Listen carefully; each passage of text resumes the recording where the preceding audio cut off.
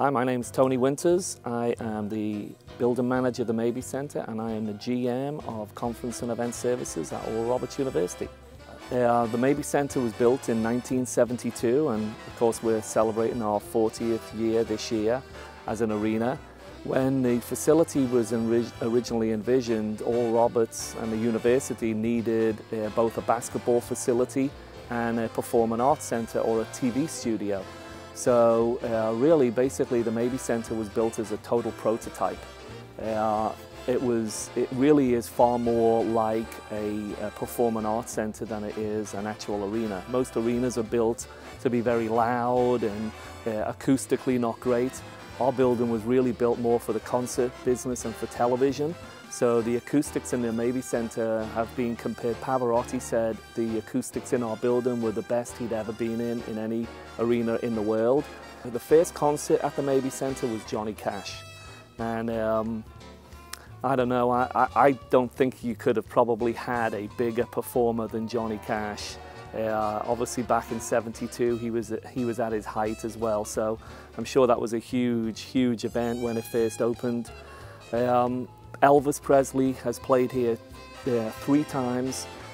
During one of the concerts there was actually somebody got shot in the parking lot, so I'm sure that was real big newsworthy at the time. They were not killed, but they were shot by law enforcement. Not really sure of the whole story.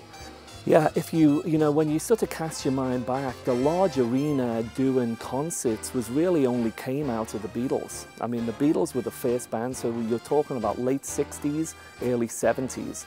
So big arenas were really not needed in, you know, the 60s and 50s. Most of those performers played smaller events, and then of course Elvis primarily played, he never toured. I don't think he ever played in Europe.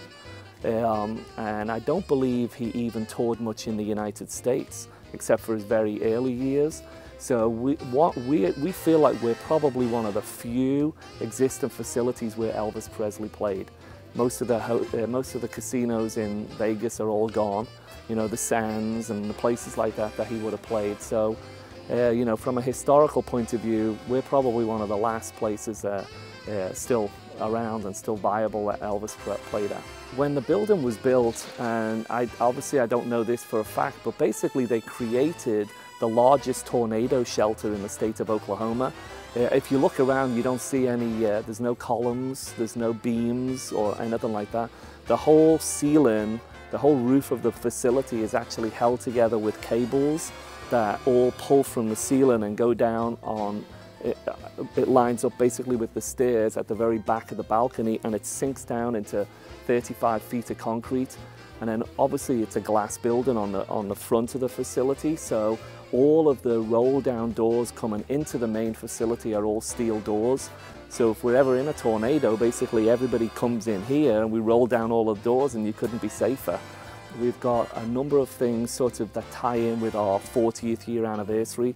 We're looking at doing an online and a timeline sort of museum of all of the things that have happened at the Mabee Centre over the years, all of the amazing events. That's going to be on our concourse level.